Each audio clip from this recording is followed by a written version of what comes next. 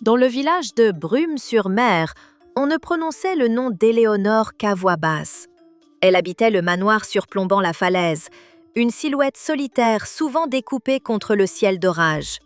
Ceux qui l'avaient croisée parlaient d'un choc physique. Sa peau avait la blancheur du marbre de Carrare, si parfaite qu'elle semblait froide au toucher. Ses cheveux, d'un noir d'encre, cascadaient sur ses épaules comme une rivière de pétrole. Mais c'étaient ses yeux qui terrifiaient les plus braves. Deux iris d'un vert électrique, tranchants comme des éclats de verre, qui semblaient lire dans les cœurs les secrets les plus inavouables. On disait que sa beauté était maléfique, car elle agissait comme un prédateur. Personne ne pouvait détacher son regard d'elle. Ceux qui tombaient amoureux d'Éléonore perdaient tout, leur fortune, leur raison et parfois leur vie. Les plus vieux du village juraient qu'elle n'avait pas pris une ride en 40 ans. Un soir d'hiver, un jeune poète nommé Julian, persuadé qu'il pourrait dompter cette beauté par l'art, parvint à s'introduire dans le manoir. Il la trouva dans le grand salon, entourée de centaines de miroirs. « Vous êtes l'œuvre de Dieu, madame », murmura-t-il, fasciné. Éléonore se tourna vers lui. Son sourire ne monta pas jusqu'à ses yeux. « Non, petit poète », répondit-elle d'une voix qui sonnait comme du velours sur une pierre tombale. « Je suis l'œuvre de mon propre mépris. Chaque homme qui a voulu me posséder a laissé ici un fragment de sa vie. Ma beauté est le cimetière de leurs espoirs. » Elle s'approcha.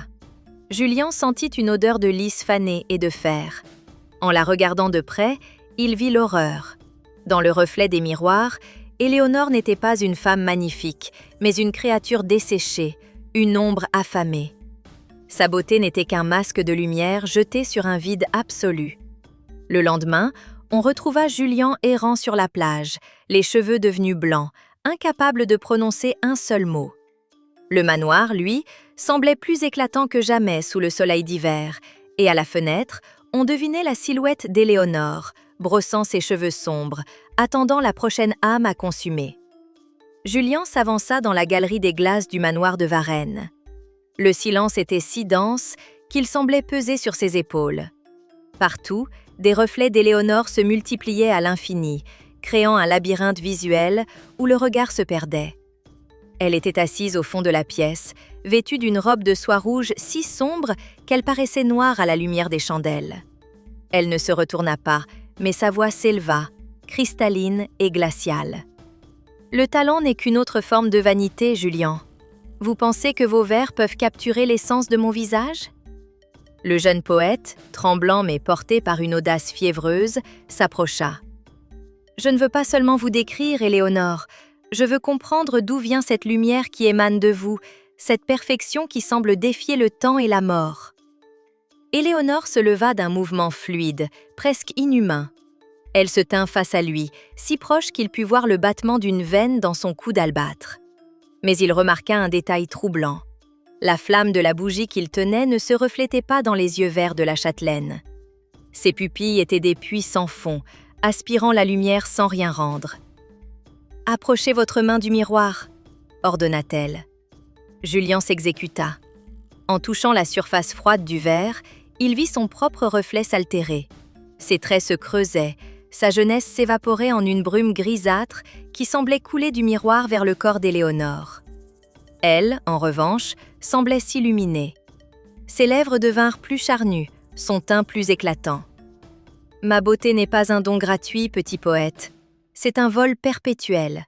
Pour que je reste l'idéal que vous admirez, il faut que d'autres acceptent de devenir l'ombre. » Pris de panique, Julien voulut retirer sa main, mais elle semblait soudée à la glace.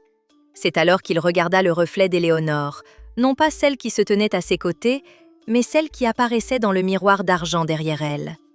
Ce n'était plus la femme fatale aux boucles d'ébène.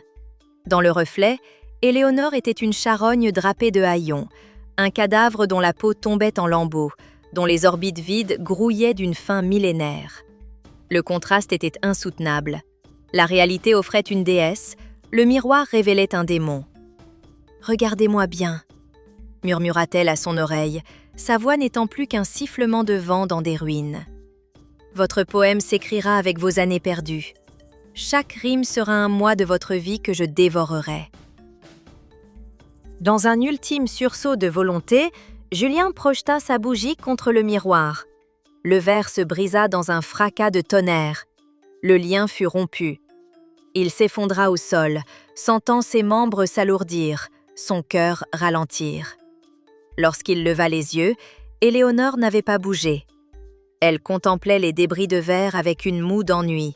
« Quel dommage !» soupira-t-elle. « Vous aviez encore de beaux jours devant vous ?»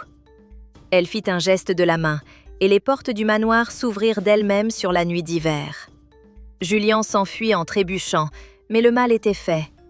En passant devant la fontaine du jardin, il aperçut son visage dans l'eau. Ce n'était plus le visage d'un homme de 20 ans, mais celui d'un vieillard au regard éteint. Éléonore, du haut de son balcon, huma l'air frais. Elle se sentait jeune, vigoureuse, prête à briser un nouveau cœur pour nourrir sa propre splendeur. Sa beauté maléfique avait encore triomphé, car le monde préférera toujours un beau mensonge à une vérité hideuse. Julien, le regard vide et les mains tremblantes, franchit le seuil du manoir. Le vent glacial de la nuit d'hiver s'engouffra dans le hall, éteignant les dernières bougies derrière lui.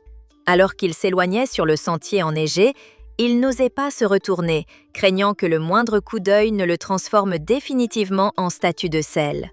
Derrière lui, les lourdes portes de chêne se refermèrent dans un fracas qui sembla sceller son destin. Le manoir de Varennes, redevenu silencieux, semblait se recroqueviller sur lui-même, protégeant jalousement son secret. Julien marcha pendant des heures, ses pas s'enfonçant dans la neige fraîche. Sa raison vacillait. Le visage d'Éléonore, entre beauté divine et horreur squelettique, restait gravé au fer rouge dans son esprit.